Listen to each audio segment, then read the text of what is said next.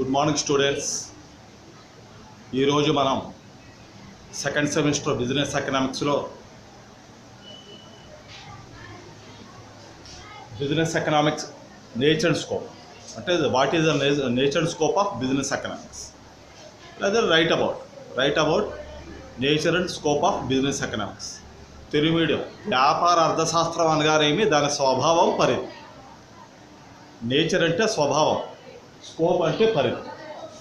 Scope అంటే తెలుగులో పరిధి, నేచర్ అంటే స్వభావం. ఇప్పుడు దీని గురించి మనం చెప్పుకుందాం. వ్యాపార అర్థశాస్త్రం అనగానేమి, దాని స్వభావం పరిధి, దాని గురించి మనం చెప్పుకుంటాం. ఇలా చూడండి, అసలు వ్యాపార అర్థశాస్త్రం అంటే ఏమిటంటే, అర్థశాస్త్రం అంటే తెలుసు అంతా కూడా డబ్బుకి సంబంధించిన శాస్త్రం, ఎలాగ సంపాదించాలి, ఎలా ఖర్చు పెట్టాలి, దేశానికి జాతీయ ఆదాయం ఎలా వస్తుంది, అదంతా కూడా మనం తెలుసుకుంటాం. ఇక్కడ వ్యాపార అర్థశాస్త్రం అంటే వ్యాపారంలో వచ్చే సమస్యలను పరిష్కరించడానికి అర్థశాస్త్ర ఆలోచన పద్ధతులను ఉపయోగించడాన్ని వ్యాపార అర్థశాస్త్రం అంటాం. అంటే ప్రాబ్లమ్స్ వస్తే దాని సాల్వేషన్ ఎక్కడి నుంచి మనం తీసుకుంటాం? బిజినెస్ ఎకనామిక్స్ అనాలిసిస్ నుంచి తీసుకుంటాం.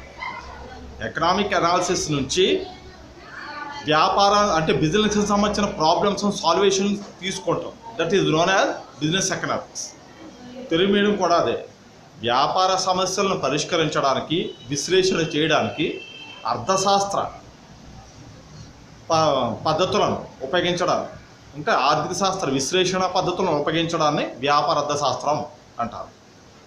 పేర్లను వ్యాపార అర్థశాస్త్రం. అర్థశాస్త్రం అంతా కూడా వ్యాపారం గురించి చెబుతుంది. వచ్చే ఇన్కమ్, ఎలా ఖర్చు, ముడి పదార్థాలు ఎలా తీసుకోవాలి, ఎంత ఉత్పత్తి చేయాలి, ఎలా ఉత్పత్తి చేయాలి, నష్టాలు రాకుండా ఎలా చూసుకోవాలి, లాభాలు రాకపోయినా నష్టాలు వస్తే ఎలా ఫేస్ చేయాలి, ఇటువంటి వివరాలను కూడా చెబుతున్నాము. పేర్లోనే ఉంది వ్యాపార అర్థశాస్త్రం, business economics. How to produce, what type of produce, ఏ రకంగా ఉత్పత్తి చేయాలి, హౌ టు ప్రొడ్యూస్, ఎలా ఉత్పత్తి చేయాలి, నష్టాలు రాకుండా ఎటువంటి మనం యాక్షన్స్ తీసుకోవాలి, ఒకవేళ నష్టాలు వస్తే ఎలా ప్రిపేర్ అవ్వాలి, ఎలా ఫేస్ చేయాలి, లాభాలు రాకపోయినా పర్లేదు, నష్టాలు రాకుండా చూసుకోవాలి. ఇటువంటి విషయాలన్నీ కూడా అనాలిసిస్ చేసేది బిజినెస్ ఎకనామిక్స్. ఏ వ్యాపారస్తుడైనా సరే లాభం వస్తుందనే పాజిటివ్ థింక్తోనే వ్యాపారం చేస్తాడు, కానీ నష్టాలు రాకుండా యాక్షన్ తీసుకోవాలి. ఇక్కడ నష్టాలు రాకుండా మనం యాక్షన్ తీసుకోవాలి. సో ఆ యొక్క ఉద్దేశంతోనే నెక్స్ట్ వ్యాపారంలో ఏదైనా సమస్యలు వస్తే దానికి సాల్వేషన్ ఎక్కడి నుంచి తీసుకుంటాం? ఎకనామిక్స్ నుంచి తీసుకుంటాం. ఎకనామిక్స్ ఇచ్చే పద్ధతులు, ఎకనామిక్స్ ఇచ్చే మెథడ్స్, ఈజీ మెథడ్స్, మనం దాన్ని ఫాలో అవుతాం. కాబట్టి దాన్ని మనం బిజినెస్ ఎకనామిక్స్ అంటారు. అది మనకి ఇంట్రడక్షన్.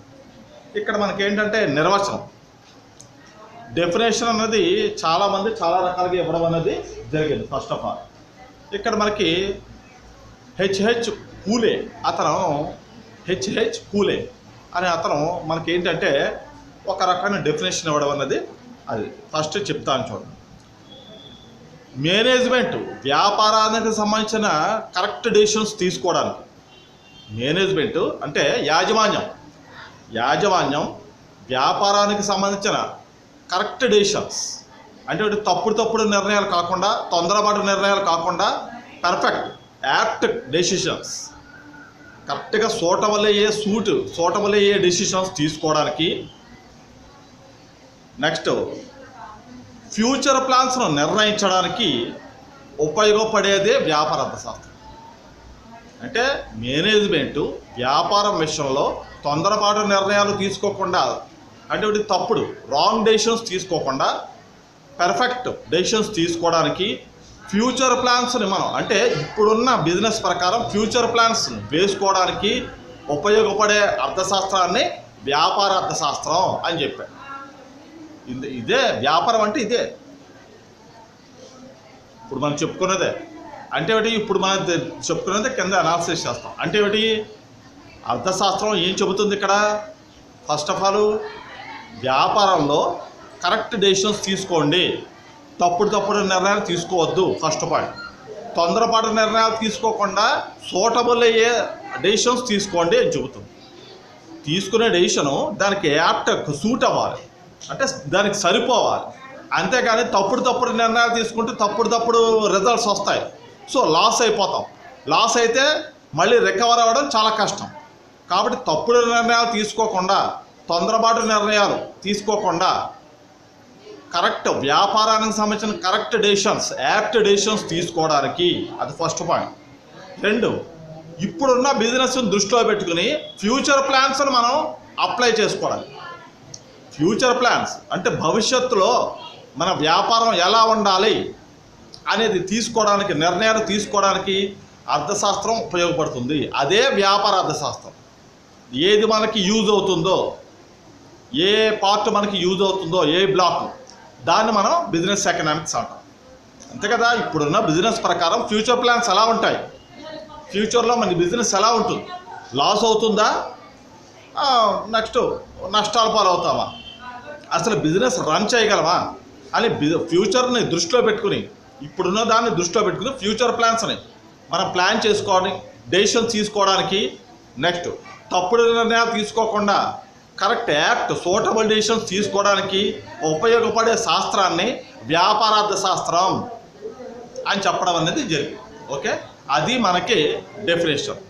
దాని ప్రకారం పాయింట్స్ కూడా అదే వస్తాయి. మనకు తొందరపాటు నిర్ణయాలు తీసుకోకూడదు, తీసుకున్న నిర్ణయాలు అప్లై అవ్వాలి, ఇప్పుడున్న వ్యాపారాన్ని దృష్టిలో పెట్టుకుని ఫ్యూచర్ ప్లాన్స్, భవిష్యత్తులో ప్రణాళికలు, ప్లానింగ్ వేసుకోవాలి, ఎటువంటి నష్టాలు రాకుండా. దానికి ఉపయోగపడే శాస్త్రం అర్థశాస్త్రం అని చెప్పడం అనేది జరిగింది. ఇప్పుడు మనకి ఫస్ట్ స్కోప్, 2 నేచర్. తిరిమిడియం. స్కోప్ అంటే పరిధి, నేచర్ అంటే స్వభావం. ఇప్పుడు దీని గురించి చెప్పుకుంటాం. ఇందులో సైడ్ హెడ్డింగ్స్ వస్తాయి 5, ఇందులో 3 సైడ్ హెడ్డింగ్స్ వస్తాయి. ఇది complete 10 marks question, SA question. ఇది కంప్లీట్ మనకి ఎస్ఏ క్వశ్చన్. ఓకే, ఇది ఫస్ట్ చెప్తాను చూడండి. ఫస్ట్ స్కోప్లో సైడ్ హెడ్డింగ్స్ ఏంటో మనకి ఒకసారి చూసేద్దాం. ఫస్ట్ డిమాండ్ ఎస్టిమేషన్ అంటే డిమాండ్ అంచనాలు. 2 అనాలిసిస్ ఆఫ్ ప్రొడక్షన్ కాస్ట్, ఉత్పత్తి వ్యయాన్ని వివరించడం, విశ్లేషణ చేయడం. ప్రతి వస్తువు తయారు చేయడానికి ప్రొడక్షన్ కాస్ట్ అవుతుంది. ఫ్యాన్ తిరగాలి, మెషిన్ తిరగాలి, పని వాళ్ళకి శాలరీస్ ఇచ్చుకోవాలి, ఆ బిల్డింగ్కి రెంట్ ఇచ్చుకోవాలి, ప్రొడక్షన్ కాస్ట్ అవుతుంది. అది నువ్వు సూది చేసినా సరే, ఇంత పెద్ద ప్రొడక్షన్ చేసినా సరే, ఏదైనా ప్రొడక్షన్ కాస్ట్ అవుతుంది. కాబట్టి అనాలిసిస్ ఆఫ్ ప్రొడక్షన్ కాస్ట్, ఉత్పత్తి వ్యయ, తెలుగులో ఉత్పత్తి వ్యయ విశ్లేషణ. కాస్ట్ అంటే వ్యయం, ప్రొడక్షన్ వ్యయం, ఉత్పత్తి. సో ఉత్పత్తి వ్యయ విశ్లేషణ అని చెప్పాలి. ఇంకా 3 ప్రైస్ డెసిషన్, ధర నిర్ణయం. తీసుకునే నిర్ణయం ధర యాజమాన్యానికి నష్టం రాకూడదు, కస్టమర్ కొనేటట్టు ఉండాలి, అలా కరెక్ట్ డెసిషన్ తీసుకోవాలి. నెక్స్ట్ 4 ప్రాఫిట్ మోటో, లాభాలు. ఏ వ్యాపారస్తుడైనా లాభాన్ని దృష్టిలో పెట్టుకుని వ్యాపారం చేయడం అనేది జరుగుతుంది. కాబట్టి లాభం అనేది వస్తుంది, నష్టం వస్తుంది, లాభం వస్తుంది. కానీ నష్టాలు రాకుండా లాభాలు కేసి వెళ్ళడమే అతని యొక్క మెయిన్ మోటో. కాబట్టి ప్రాఫిట్ మోటో అంటే లాభాల ఉద్దేశం. నెక్స్ట్ ఆఖరిది క్యాపిటల్ మేనేజింగ్, మూలధనాన్ని నిర్వహించడం. క్యాపిటల్ మనకి వ్యాపారం చేయడానికి ఇన్వెస్ట్మెంట్ కావాలి, జరుగుతున్న వ్యాపారం ఇంకా పెంచడం కోసం ఎక్కువ ఇన్వెస్ట్మెంట్ కావాలి. అది ఎలాగా, ఇదంతా కూడా స్కోప్. ఇప్పుడు మనకి నేచర్ అంటే స్వభావం.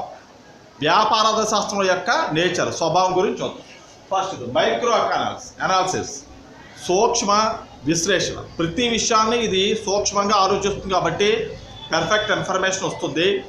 కరెక్ట్గా మొత్తం అంతా కూడా పర్ఫెక్ట్ ఇన్ఫర్మేషన్ ఇవ్వడానికి ఇది ట్రై చేస్తుంది. నెక్స్ట్ రియాలిటీ, వాస్తవమే, అభూత కల్పన. నెక్స్ట్ అలాగే క్రియేట్ చేసింది కాదు, ఫ్యాక్ట్ ఈజ్ ఫ్యాక్ట్, నిజమే చెబుతుంది, ప్రస్తుతం వాస్తవమైంది నిజమే చెబుతుంది. 3 main pillar and backbone. వ్యాపారార్థ శాస్త్రానికి ఇది మూలస్తంభం లాంటిది. వ్యాపారార్థ శాస్త్రం వ్యాపారానికి మూలస్తంభం లాంటిది. మూలస్తంభం అంటే ఏమిటి? ఒక బిల్డింగ్ కట్టాలంటే మెయిన్ పిల్లర్ ఉండాలి, అలాగే ఒక మనిషి నిలబడాలంటే వెనకాల బ్యాక్ బోన్ మనకి ఉండాలి. కాబట్టి అది చాలా ఇంపార్టెంట్. ఈ 3 కూడా నేచర్, ఈ 5 కూడా మనకి ఏంటి స్కోప్, పరిధి, తెలుగులో పరిధి. ఇప్పుడు ఒక్కొక్క దాని గురించి చెప్తా ఉన్నాం. First demand estimation. డిమాండ్ అంచనా వేయడం అంటే ఏమిటి? తయారు చేసిన ప్రొడక్షన్ కస్టమర్స్కి రిలీజ్ చేసినప్పుడు, మార్కెట్లో పబ్లిష్ చేసినప్పుడు ప్రజలు కొంటారా కొనరా, ప్రజలు డిమాండ్ చేస్తారా చేయరా, ఎంతవరకు కొంటున్నారు, అవన్నీ కూడా ఒక అంచనా వేయాలి వ్యాపారస్తులు. ఇప్పుడు కొత్త ప్రొడక్షన్ మార్కెట్లో రిలీజ్ చేసాం, కొంటారా కొనరా, ఎక్కువ డిమాండ్ ఉంటుందా ఉండదా అనేది ఫస్ట్ది. రెండోది, ప్రజలు దేన్నైతే కోరుకుంటున్నారో దాన్నే ప్రొడక్షన్ చేసి అప్పుడు సేల్ చేయాలి. ప్రజలు ఏ వస్తువుని ఎక్కువగా కోరుకుంటున్నారో దాన్నే ప్రొడక్షన్ చేయాలి. ఫస్ట్ ప్రజలు కోరుకునే వస్తువులనే ఉత్పత్తి చేయాలి, అప్పుడు దాన్ని మార్కెట్లోకి రిలీజ్ చేయాలి, అప్పుడు దానికి డిమాండ్ ఉంటుంది. డిమాండ్ ఉండటం అంటే ఎక్కువగా కొనుక్కోవడం. ఎక్కువగా కొనుక్కోవడం అంటే కస్టమర్స్ ఏదైతే కోరుకుంటున్నారో దాన్ని మనం ఉత్పత్తి చేయాలి. ఉత్పత్తి చేశాక అప్పుడు మార్కెట్లోకి రిలీజ్ చేస్తే ప్రజలు ఎక్కువగా కొనుక్కుంటారు, ఎక్కువగా డిమాండ్ చేస్తారు. కాబట్టి వస్తువులు ఎక్కువగా కొనుక్కునే డిమాండ్ అంచనాను మనం వెయ్యాలి. ఏ వస్తువుకైతే డిమాండ్ ఉంటుందో ఆ వస్తువునే ప్రొడక్షన్ చేయాలి అనే ఒక ఎస్టిమేషన్ ఉండాలి. That is called demand estimation. అంతే కదా, మనకి ఇచ్చింది కూడా అదే. మనకి ఫస్ట్ ఇచ్చింది కూడా అదే. ఫస్ట్ అంటే దీని ప్రకారం ఏంటి?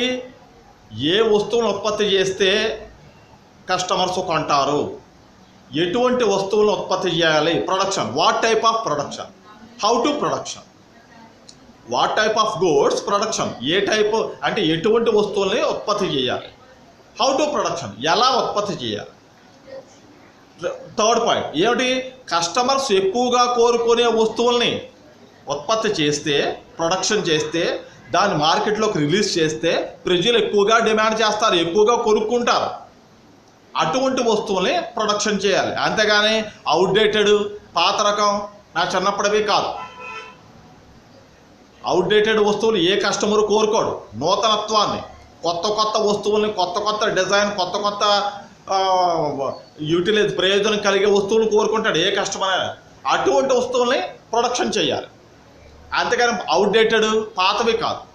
కాబట్టి ఎటువంటి వస్తువులను ఉత్పత్తి చేయాలి, ఎలా ఉత్పత్తి చేయాలి, కస్టమర్స్ అంటే ఏమిటి? వినియోగదారులు ఎక్కువగా కోరుకునే వస్తువుల్ని ఉత్పత్తి చేసి దాన్ని మార్కెట్లోకి రిలీజ్ చేస్తే ఎక్కువగా వినియోగదారులు, కన్జ్యూమర్స్ కొనుక్కుంటారు, డిమాండ్ చేస్తారు. కాబట్టి ఇటువంటివన్నీ కూడా మనం ఎస్టిమేషన్ చేసుకోవాలి. ఎలా ఉత్పత్తి చేయాలి, ఎటువంటి వస్తువులు ఉత్పత్తి చేయాలి, లాభం వచ్చేటట్టుగా ఉత్పత్తి చేయాలి, రా మెటీరియల్స్ ఎక్కడి నుంచి చౌకగా తెప్పించుకోవాలి, ఇటువంటివన్నీ కూడా ఎస్టిమేషన్స్ వేసుకోవాలి వ్యాపారస్తుడు, ఎంటర్ప్రెన్యూర్ అంటే వ్యాపారస్తుడు, వ్యవస్థాపకుడు. ఇవన్నీ కూడా ముందు ఎస్టిమేషన్ వేసుకోవాలి. తక్కువ ధరకి రా మెటీరియల్ రప్పించుకోవాలి, ఎక్కడి నుంచి వస్తుంది, ఎలా ఉత్పత్తి చేయాలి, ఎటువంటి వస్తువులను ఉత్పత్తి చేయాలి, ఇవన్నీ కూడా డిమాండ్ ఎస్టిమేషన్. వస్తువులు కొంటే కదా వ్యాపారస్తుడికి లాభం వచ్చేది. ఎవరో కొనలేదనుకో, వీడు ఈగలతో ఊరుకోవాలి, వీడి షాపులో వీడు ఒక్కడే కూర్చోవాలి. అలా కాదు, కస్టమర్స్ని అట్రాక్ట్ చేసేటట్టు గూడ్స్ని వస్తువుల్ని మనం రిలీజ్ చేయాలి. కాబట్టి అటువంటి దాన్ని మనం ఎస్టిమేషన్ చేసుకోవాలి. That is called demand estimation. అది next analysis of production cost. ఉత్పత్తి వ్యయం. నువ్వు ఏ వస్తువును తయారు చేసినా ఖర్చు అవుతుంది. వ్యయం అంటే ఖర్చు. ఏ వస్తువును తయారు చేసినా ఖర్చు అవుతుంది. ఫర్ ఎగ్జాంపుల్, మొత్తం మెషిన్ ఆన్ చేసావు, ఒకే గుండుసు తయారు చేసావు, ఖర్చు అవుతుంది. అలా కాకుండా అంత పెద్ద మెషిన్ స్టార్ట్ చేస్తున్నావు కాబట్టి ఎక్కువగా ప్రొడక్షన్ చేసావు అనుకో, నీకే లాభం, వ్యాపారస్తుడికి లాభం. కాబట్టి నువ్వు గుండు సూది తయారు చేసినా, విమానం తయారు చేసినా ప్రొడక్షన్ కాస్టే. ఖర్చు అవ్వకుండా ఉండదు, ఖర్చు అవుతుంది. అయితే ఖర్చును తగ్గించుకునే మార్గం చూడాలి. ఇక్కడ ఖర్చును తగ్గించుకోవాలి, ప్రొడక్షన్ ఎక్కువ రావాలి, ఎక్కువ సేల్ అవ్వాలి. అది వ్యాపారస్తుడు మెయిన్ ఉద్దేశం. తక్కువ ఖర్చు పెట్టాలి, ఎక్కువ ప్రొడక్షన్ చేయాలి. ఆ ప్రొడక్షన్ మార్కెట్లోకి రిలీజ్ చేసి అమ్ముకొని ఎక్కువ ఇన్కమ్ తెచ్చుకోవాలి. అది అలా ఉండాలి వ్యాపారస్తుడు ఆలోచన. కాబట్టి ఉత్పత్తి ఖర్చు ఉంటుంది, ఉత్పత్తి ఖర్చు ఉంటుంది. ఇప్పుడు ఈ బుక్ ఉంది, లేకపోతే డస్టర్ ఉంది. ఆ డస్టర్ తయారు చేసినందుకు ఖర్చు అవుతుందా అవదా? ఖర్చు అవుతుంది. ఖర్చు అవ్వకుండా ఎలా ఉంటుంది? ఫర్ ఎగ్జాంపుల్ చెప్తాను చూడండి. ఫర్ ఎగ్జాంపుల్ ఒక పెన్సిల్ ఉంది. ఆ పెన్సిల్ తయారు చేసినందుకు రూపాయి అయింది అనుకో. ఒక పెన్సిల్ తయారు చేసినందుకు రూపాయి అయింది, 1 రూపాయి అయింది. దాని మీద వాడు ఇంకొక 1 రూపీ వేసుకుని 2 రూపీస్కి అమ్ముకుంటాడు. పెన్సిల్ తయారు చేసినందుకు ఖర్చు రూపాయి. మరి వాడికి లాభం రావాలి కదా. వాడు పడిన కష్టం, వాడు పడిన త్యాగం, ఎంతో కష్టపడ్డాడు, ఎంతో చేశాడు. వాడికి కింద వర్కర్స్కి శాలరీస్ ఇచ్చుకోవాలి. కాబట్టి ఈ రూపాయి మీద ఇంకొక రూపాయి వేసుకుని 2 రూపీస్కి అమ్ముకుంటాడు. అప్పుడు లాభం వాడు తీసుకుంటాడు, ప్రొడక్షన్ కాస్ట్ మిగిలిపోతుంది. అలాగనమాట. అంటే ఏ వస్తువును తయారు చేసినా ఉత్పత్తి వ్యయం అవుతుంది. కాబట్టి ఉత్పత్తి వ్యయం తగ్గించుకోవాలి. ఉత్పత్తి వ్యయం తగ్గించుకుని ఎక్కువ ఉత్పత్తిని చేసి ప్రొడక్షన్ని దాని మార్కెట్లోకి రిలీజ్ చేసి ఇన్కమ్ సేల్స్ పెంచుకుని ఇన్కమ్ పెంచుకోవాలి. అమ్మకాలు పెరగాలి. అమ్మకాలు పెరిగితేనే వాడికి ఆదాయం వస్తుంది వ్యాపారస్తుడికి. కాబట్టి అనాలిసిస్ ఆఫ్ ప్రొడక్షన్ కాస్ట్ అంటే అది ఉత్పత్తి వ్యయాన్ని తగ్గించుకుంటూ లాభాలను పెంచుకునే ఉద్దేశంతోనే వ్యాపారం చేస్తాడు వ్యాపారస్తుడు. చాలా చాలా ఇంపార్టెంట్. ఉత్పత్తి వ్యయం తగ్గించుకోవాలి, ఖర్చు తక్కువగా ఉండాలి, లాభం ఎక్కువ ఉండాలి. లాభం ఎక్కువ ఉండాలంటే ఏమిటి? ఎక్కువ ప్రొడక్షన్ జరగాలి, దాన్ని మార్కెట్లోకి రిలీజ్ చేస్తాడు, కస్టమర్స్ కొంటారు, ఇన్కమ్ వస్తుంది, ఆదాయం పెరుగుతుంది. కాబట్టి ఉత్పత్తి ఖర్చు తక్కువగా ఉండేటట్టు చూసుకోవాలి. ఆ విషయం మనకి ఇక్కడ బిజినెస్ ఎకనామిక్స్ చెబుతుంది. ఉత్పత్తి ప్రొడక్షన్ కాస్ట్ తక్కువగా ఉండాలి, లాభం ఎక్కువ రావాలి అనే విషయం మనకి ఏది చెప్తుంది? బిజినెస్ ఎకనామిక్స్ చెప్తుంది. కాబట్టి అనాలిసిస్ ఆఫ్ ప్రొడక్షన్ కాస్ట్. ఇంకా 3 ప్రైస్ ఎడిషన్. ప్రైస్ ఎడిషన్ అంటే ఏమిటి? యజమానికి నష్టం రాకూడదు, కస్టమర్ కొనుక్కునేటట్టు ఉండాలి. అటువంటి డెసిషన్ తీసుకోవాలి. యజమానికి మేనేజర్కి యజమానికి నష్టం రాకూడదు, కస్టమర్ కొనుక్కునేటట్టు ఉండాలి. కస్టమరు పర్చేసింగ్ పవర్ ఉండాలి, కొనుక్కునే శక్తి ఉండాలి, కొనేటట్టు ఉండాలి. కాబట్టి కస్టమర్ కొనాలి, యజమానికి నష్టం రాకూడదు. అటువంటి ప్రైస్ని మనం ఫిక్స్ చేయాలి. For example fair and lovely ఉందనుకోండి. ఫెయిర్ అండ్ లవ్లీ 5 రూపాయలు. 5 రూపాయలు అంటే కస్టమర్ కొనగలడు. 10 రూపాయలు పోనీ, సారీ 5 రూపాయలు కదా, 10 రూపాయలు. 10 రూపాయలు అంటే కస్టమర్ కొనగలడు, యజమానికి నష్టం రాదు. అలాగా ప్రైస్ ఫిక్స్ చేయాలి. కాబట్టి 10 రూపాయలు, 10 రూపాయలు ఫిక్స్. ఆ 10 రూపాయలు పెట్టి కస్టమర్ కొంటాడు, యజమానికి నష్టం రాదు. అలాగా ప్రైస్ని ఫిక్స్ చేయాలి. మనం దాని డెసిషన్ తీసుకోవాలి, కరెక్ట్ డెసిషన్ తీసుకోవాలి. ఇక్కడ తొందరపాటు నిర్ణయాలు, తప్పుడు నిర్ణయాలు తీసుకోకూడదు. తప్పుడు నిర్ణయాలు, తొందరపాటు నిర్ణయాలు, రాంగ్ డెసిషన్స్ తీసుకుంటే మళ్ళీ లాస్ అయిపోతాం. కాబట్టి రాంగ్ డెసిషన్స్ తీసుకోకుండా లాభాలు రావాలి, కస్టమర్ కొనేటట్టు ఉండాలి. అటువంటి ప్రైస్ డెసిషన్ తీసుకోవాలి. ధర నిర్ణయం, తెలుగు ధర నిర్ణయం తీసుకోవాలి. ఆ విషయం కూడా మనకి బిజినెస్ ఎకనామిక్స్ చెప్తుంది. ఆ విషయం చెప్పేది ఏంటి? ఏ సబ్జెక్టు? బిజినెస్ ఎకనామిక్సే. యజమానికి నష్టం రాకుండా ఖాతాదారులు కొనుక్కునేటట్టు ధర నిర్ణయం జరగాలి, ప్రైస్ డెసిషన్ తీసుకోవాలి. That is known as price decision. ఆ విషయాన్ని మనం అనాలిసిస్ చేసేది ఎవరు? Business economics. ఆ విషయం మనకు చెప్పేది ఎవరు? Business economics. కాబట్టి ప్రైస్ డెసిషన్ కూడా చాలా ఇంపార్టెంట్. Next profit motive. ఏ వ్యాపారస్తుడైనా లాభం వస్తుంది, లాభం రావాలి అని కోరికతోనే చేస్తాడు. ఆ మోటివ్ ఉంటుంది అతను, ఆ ఉద్దేశం. నష్టాలు రావాలి, సంకనాకి పోవాలి అని ఎవరికీ ఉండదు. ఇప్పుడు నష్టాలు రావాలి, అప్పులు పాలైపోవాలని ఎవ్వడూ కోరుకోడు. లాభం రావాలని కోరుకుంటాడు. లాభం వస్తుందనే పాజిటివ్ థింకింగ్తోనే వ్యాపారం స్టార్ట్ చేస్తాడు. కాబట్టి లాభం రావాలని కోరుకుంటాడు. ఇప్పుడు మీకు ఆల్రెడీ ఒకసారి చెప్పాను, బిజినెస్ అంటే ఏమిటి? సర్కిల్. బిజినెస్ అంటే ఏమిటి? సర్కిల్. ఒకసారి లాభం వస్తుంది, ఒకసారి నష్టం వస్తుంది, మళ్ళీ లాభం వస్తుంది, మళ్ళీ నష్టం వస్తుంది, ఇలా తిరుగుతూనే ఉంటుంది. కానీ నష్టం వస్తే ఎలా ఫేస్ చేయాలి, నష్టం వస్తే ఎలా ఫేస్ చేయాలి, లాభం వస్తే పర్లేదు, లాభం వస్తే గొడవే లేదు, నష్టం వస్తే ఎలా ఫేస్ చేయాలి, ఎలా ప్రాబ్లమ్స్ సాల్వేషన్ చేసుకోవాలి అనేది ముందుగానే ఊహిస్తారు. కాబట్టి ఏ వ్యాపారస్తుడికైనా లాభాన్ని దృష్టిలో పెట్టుకునే వ్యాపారం చేస్తాడు, లాభం వచ్చేటట్టే చేస్తాడు. కానీ నష్టం రాకపోయినా పర్లేదు, లాభం రాకపోయినా పర్లేదు, నష్టం రాకుండా మాత్రం చూసుకుంటాడు. నష్టం రాకుండా ఉంటే లాభం వచ్చినట్టే. కాబట్టి నష్టాలు రాకుండా లాభాల వైపు తన వ్యాపారాన్ని కన్వర్ట్ చేసుకుని డెవలప్ చేసుకుంటాడు. కాబట్టి లాభాల మోటో, ప్రాఫిట్ మోటో చాలా చాలా ఇంపార్టెంట్. మనకు కూడా చెప్పింది కూడా అదే, లాభాల ఉద్దేశం. ఇక్కడ వ్యాపారం చేసేటప్పుడు పెర్ఫెక్ట్ ఇన్ఫర్మేషన్ దృష్టిలో పెట్టుకుని వ్యాపారం చేయాలి, లేకపోతే నష్టాలు వస్తాయి. కాబట్టి లాభాలు రావాలంటే వ్యాపారం గురించి, మార్కెటింగ్ గురించి పూర్తి సమాచారం తెలుసున్నప్పుడే వ్యాపారంలోకి దిగాలి, లేకపోతే నష్టాలు వస్తాయి. ఆ విషయం చెప్పాడు కూడా బిజినెస్ ఎకనామిక్సే. మనకు ఆ విషయం కూడా బిజినెస్ ఎకనామిక్సే చెప్తుంది. మార్కెటింగ్ గురించి, వ్యాపారం గురించి పెర్ఫెక్ట్ ఇన్ఫర్మేషన్ తెలుసున్నప్పుడే వ్యాపారం చెయ్యాలి. అటువంటి వ్యాపారం చేసినప్పుడే లాభాలు వస్తాయి, లేకపోతే నష్టాలు వస్తాయి. నష్టాలు వస్తే వ్యాపారం దిగజారిపోతుంది. కాబట్టి పెర్ఫెక్ట్ ఇన్ఫర్మేషన్ దృష్టిలో పెట్టుకుని వ్యాపారం చెయ్యాలి. అప్పుడు లాభాల స్థాయి చేరుకుంటాడు వ్యాపారస్తుడు. అటువంటి విషయాన్ని చెప్పేది ఎవరు? బిజినెస్ ఎకనామిక్సే, వ్యాపార అర్థశాస్త్రమే. ఓకే, అది చాలా చాలా ఇంపార్టెంట్. Next capital managing. వ్యాపారం ప్రారంభించడానికి అత్యవసరంగా ముఖ్యమైనది ఏముండాలి? ఇన్వెస్ట్మెంట్, మూలధనం. మూలధనం ఉంటేనే వ్యాపారం స్టార్ట్ చేయగలడు. 1 లక్ష 2 లక్షలు ఉంటే వ్యాపారం స్టార్ట్ చేయగలడు. జీరోలో ఉంటే ఏం స్టార్ట్ చేస్తాడు?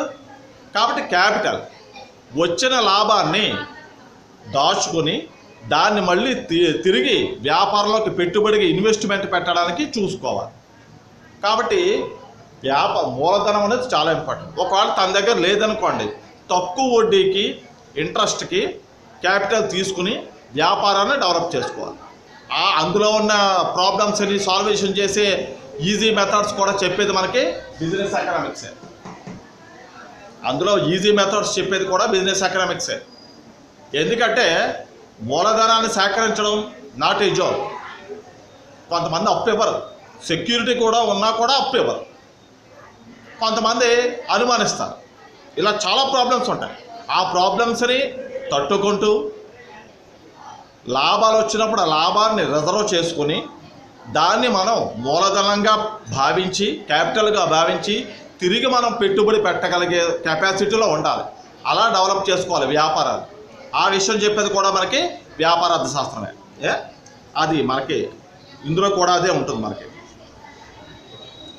వ్యాపార సంస్థల పెట్టుబడి అంతా కూడా మూలధనం మీద ఆధారపడుతుంది. ఫస్ట్ పాయింట్, వ్యాపారం చేయాలంటే పెట్టుబడి దేని మీద ఆధారపడి ఉంటుంది? క్యాపిటల్ మీద ఆధారపడి ఉంటుంది. క్యాపిటల్ ఉంటేనే పెట్టుబడి పెట్టగలడు, వ్యాపారం చేయగలడు. కాబట్టి ఫస్ట్ పాయింట్ అది. వ్యాపారం చేయడానికి పెట్టుబడి అంతా దేని మీద ఆధారపడి ఉంటుంది? మూలధనం, క్యాపిటల్ మీద ఆధారపడి ఉంటుంది. నెక్స్ట్ ఇందాక చెప్పారు కదండి, దాచుకున్న డబ్బు, లాభాలు ఇవన్నీ కూడా పెట్టుబడిగా పెట్టాలి. దాన్ని మేనేజ్ చేయాలి, నష్టం రాకూడదు. మళ్ళీ తను దాచుకున్న డబ్బు పొదుపు చేసింది, పొదుపు చేసిన డబ్బు ప్లస్ వ్యాపారంలో వచ్చిన లాభాన్ని తిరిగి పెట్టుబడిగా పెట్టి ఇంత షాపుని ఇంత ఇంత ఇంత ఇంత ఇంకా ఇంతంతా చేసేయచ్చు. కాబట్టి వెరీ వెరీ ఇంపార్టెంట్. పొదుపు చేసిన డబ్బు, లాభాలు వాటిని తిరిగి పెట్టుబడిగా పెట్టి వ్యాపారాన్ని అభివృద్ధి చేయాలి. ఆ విషయం కూడా మనకి చెప్పేది వ్యాపార అర్థశాస్త్రమే. అది చాలా ఇంపార్టెంట్. నెక్స్ట్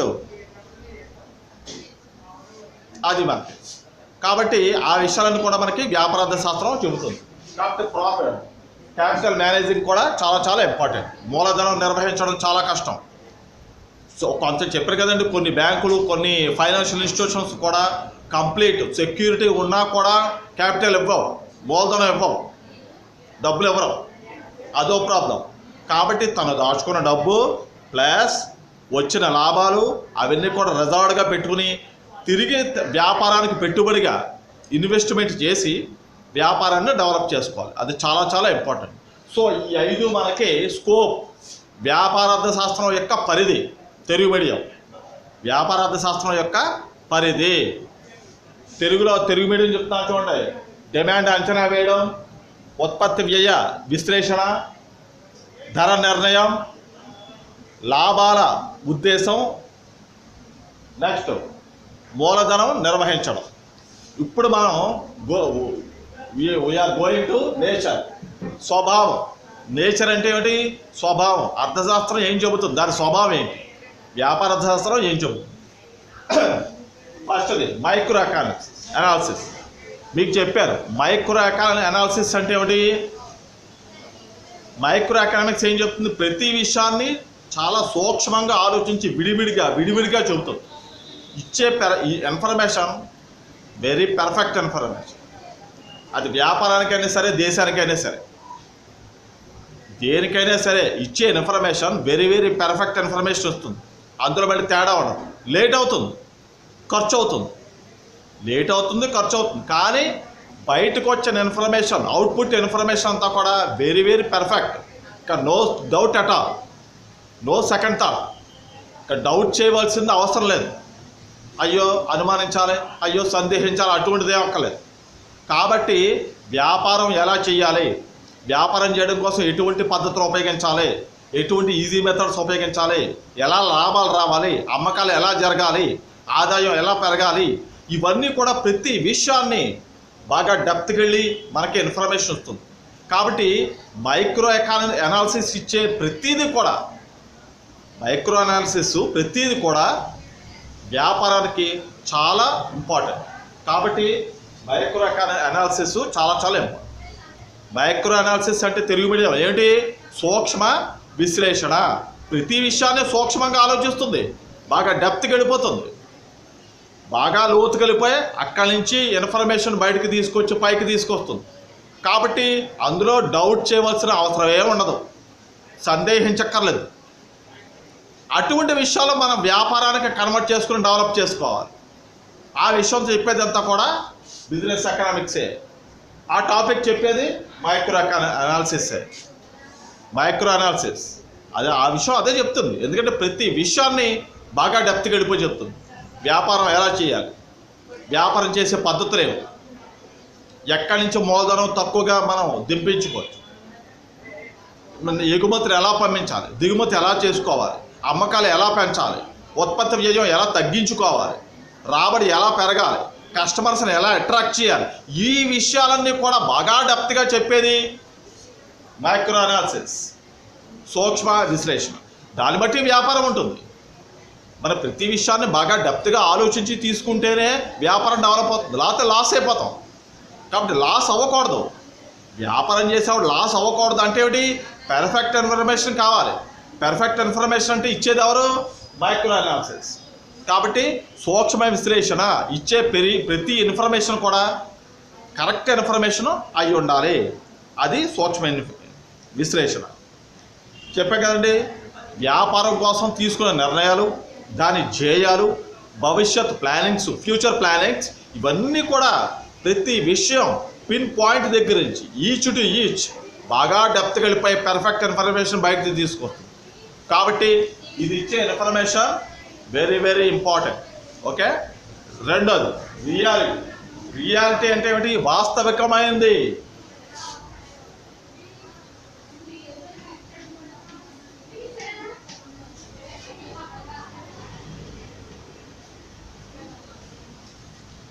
వాస్తవికమైంది అంటే ఏమిటి?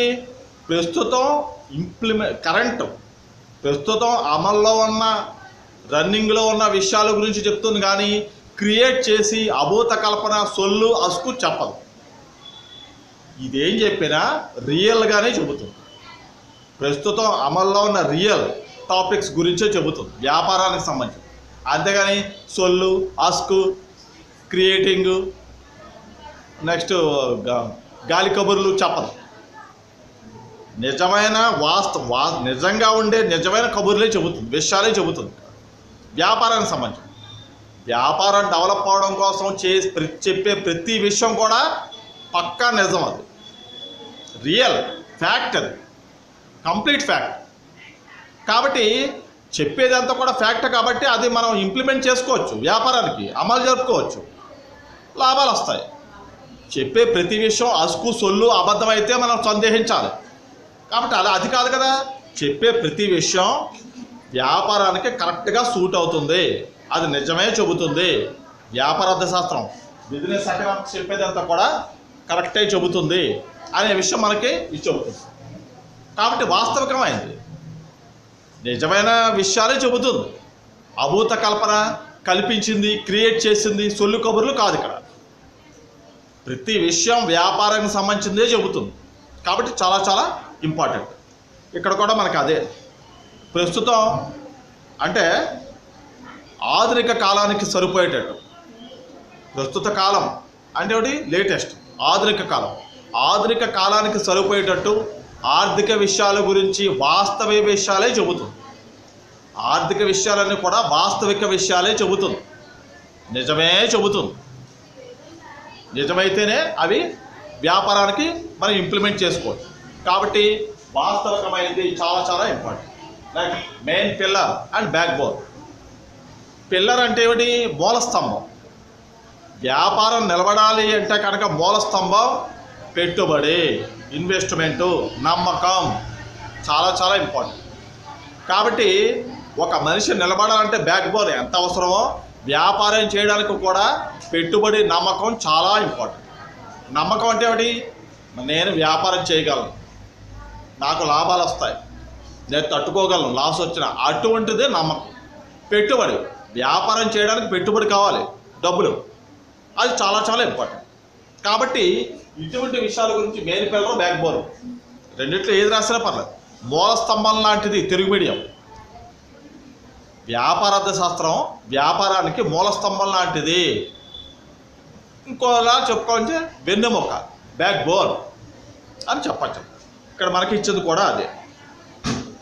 నెక్స్ట్ ఏంటంటే ప్రైవేటు సంస్థలకి మార్కెట్ సిద్ధాంతాలకి పర్ఫెక్ట్ ఇన్ఫర్మేషన్ ఇస్తుంది. మార్కెట్ సంస్థలకి, ప్రైవేట్ సంస్థలకి, మార్కెట్ సిద్ధాంతాలకి ఇది చెప్పే మొత్తం వ్యాపారార్థశాస్త్రం మెయిన్ పిల్లర్, మూల స్తంభం లాంటి. అంటే ఏంటి? మార్కెట్లో ప్రస్తుతం ఎలా ఉంది, ఇప్పుడు సిద్ధాంతాలు, దాని రూల్స్ అండ్ రెగ్యులేషన్స్ ఏమిటి, అలాగే ప్రైవేట్ సంస్థలు ఎలా ఉన్నాయి, లాభాల స్థాయిలో ఉన్నాయా, నష్టాల స్థాయిలో ఉన్నాయా, అవన్నీ కూడా చెబుతుంది. అలా చెప్పాలి అంటే దానికి అంతటికి కూడా బిజినెస్ ఎకనామిక్స్ మెయిన్ పిల్లర్ మొత్తం అంతా కూడా. నెక్స్ట్ ప్రైవేట్ రంగంలో వనరుల పంపిణీ. సహజ వనరులు ఎవరి సొత్తు కాదు, అందరూ ఉపయోగించుకుంటారు. సహజ వనరులు, న్యాచురల్ రిసోర్సెస్ ప్రతి వాళ్ళు ఉపయోగించుకుంటారు. కానీ వ్యాపారస్తుడు తన వ్యాపారానికి కన్వర్ట్ చేసుకోవాలి. వ్యాపారస్తుడు సహజ వనరులు ఉన్నాయి, కొండలు, పర్వతాలు, సముద్రాలు, నదులు, గాలి, భూమి లోపల మైన్స్, ఇవన్నీ కూడా సహజ వనరులే. అది కాకుండా డబ్బు, ద్రవ్య వనరులు, ఫైనాన్షియల్ రిసోర్సెస్, ఎకనామిక్ రిసోర్సెస్, ఇవన్నీ కూడా ఉన్నాయి. ఇవన్నీ కూడా ఏంటి? తన వ్యాపారానికి కన్వర్ట్ చేసుకోవాలి. తన వ్యాపారానికి అందుబాటులో ఉండేటట్టు కన్వర్ట్ చేసుకుని అప్పుడు డెవలప్ చేసుకోవాలి. అది చాలా చాలా ఇంపార్టెంట్. ఇందులో కొన్ని పాయింట్స్ ఉన్నాయి, అది ఫస్ట్ చెప్తాను చూడండి. వ్యాపారార్థశాస్త్రానికి ప్రణాళిక స్వభావం ఉంది అని చెప్తుంది. అంటే వ్యాపారార్థశాస్త్రానికి ఫ్యూచర్ ప్లానింగ్ ఉంది అనే విషయం చెప్తుంది. అది చాలా చాలా ఇంపార్టెంట్. అది ఫస్ట్ పాయింట్. ఇందులో ఏంటంటే సంస్థ నిర్వాహకులకి మేనేజ్మెంట్కి కొత్త కొత్త విషయాలు చెబుతుంది. ఎప్పటికప్పుడు కొత్త కొత్త విషయాలు ఇది చెబుతుంది. అది సెకండ్ పాయింట్. నెక్స్ట్ మూడో, లేటెస్ట్ ఎక్విప్మెంట్ని, టెక్నాలజీని ఉపయోగించుకుంటూ వ్యాపారాన్ని డెవలప్ చేసుకోవాలి. మీకు ఇదివరకు చెప్పాను కదండి, టెక్నాలజీ ప్లస్ శ్రమ ఈజ్వల్ టు వ్యాపారం. టెక్నాలజీని ఉపయోగించుకోవాలి, శ్రామికులను వాడుకోవాలి, వ్యాపారాన్ని డెవలప్ చేసుకోవాలి. కాబట్టి టెక్నాలజీ ప్లస్ శ్రామికులు ఈజ్వల్ టు వ్యాపారం. ఇది కూడా అది చెప్తుంది. ఆధునిక సాంకేతిక పరిజ్ఞానాన్ని ఉపయోగించుకుంటూ latest perfect equipment, latest equipment అంటే ఆధునిక సాంకేతిక టెక్నాలజీని ఉపయోగించుకుంటూ మేనేజ్మెంట్కి నష్టం రాకుండా వ్యాపారం చేసే విషయాల గురించి చెబుతుంది. అది చాలా చాలా ఇంపార్టెంట్. ఇప్పుడు చెప్పుకున్న దాన్ని బట్టి ఏమిటి, economics is a scientific art. Scientific art ఒక శాస్త్రీయమైన కళ, ఒక సైంటిఫిక్ ఆర్ట్. వ్యాపారం అంటే business economics is a scientific art, ఒక శాస్త్రీయమైన కళ. అంటే అన్ని రకాలుగాను చెబుతుంది, నష్టాలు రాకుండా చెబుతుంది, హెచ్చరిక చేస్తుంది, ప్రికాషన్స్ ఇస్తుంది, ముందు జాగ్రత్త చెబుతుంది, కస్టమర్స్ని ఎలా అట్రాక్ట్ చేయాలి, వ్యాపారాన్ని ఎలా డెవలప్ చేసుకోవాలి, అన్ని రకాల గురించి చెప్తుంది. కాబట్టి business economics is a scientific art, ఒక శాస్త్రీయమైన కళ అని చెప్పచ్చు. ఇది మనకి question. Okay, very very important, 10 marks question. కాబట్టి Telugu medium, English medium. Telugu medium English words రాయాలి కంపల్సరీ కూడా. ఒక తెలుగు దాన్ని ఇంగ్లీష్లో ఏమంటారో కూడా రాయాలి. ఇంగ్లీష్ మీడియం ఎలాగ ఇంగ్లీష్ మీడియం రాస్తాడు, వాడు తెలుగు మీడియం రాయడు. తెలుగు మీడియం వాళ్ళు ఇంగ్లీష్లో రాశారనుకోండి ఇంకా గ్రేట్, మార్క్స్ ఎక్కువ పడతాయి. కాబట్టి చాలా చాలా ఇంపార్టెంట్. చూడండి మళ్ళీ చెప్తాను, చూడండి. స్కోప్లో 5 సైడెడ్, నేచర్లో మనకి 3 సైడెడ్. తెలుగు మీడియం అయినా సరే, ఇంగ్లీష్ మీడియం అయినా సరే. ఇదంతా కూడా ఏమిటి, write about what is meant by business economics and nature and scope of business economics. Right about nature and scope of business economics, అది మనకు క్వశ్చన్. అందులో మనకి సైడెడ్. ఓకే, డిమాండ్ అంచనాలు, తెలుగు మీడియం చెప్పేస్తాను చూడండి. డిమాండ్ అంచనాలు, ఉత్పత్తి వ్యయ విశ్లేషణ, ధర నిర్ణయం, లాభాల ఉద్దేశం, మూలధనం నిర్వహించడం, అది పరిధి. స్కోప్ అంటే పరిధి, నేచర్ స్వభావం, సూక్ష్మ విశ్లేషణ, వాస్తవికమైనది, మూలస్తంభం లాంటిది, మెయిన్ పిల్లర్. సో ఇది మనకి క్వశ్చన్, చాలా చాలా ఇంపార్టెంట్. ఎస్ఏ క్వశ్చన్లో వ్యాపార అర్థశాస్త్రం అనే దానిలో ఈ క్వశ్చన్ చాలా చాలా important. Right about nature and scope of business economics, 10 marks కోసం. ఇందులో 5, ఇందులో 8 కరెక్ట్గా మొత్తం ఇందులో 5, ఇందులో 3 మొత్తం 8 సైడ్ హెడ్డింగ్స్ వస్తాయి. 8 సైడ్ హెడ్డింగ్స్ చాలా చాలా వెరీ వెరీ ఇంపార్టెంట్. ఓకే.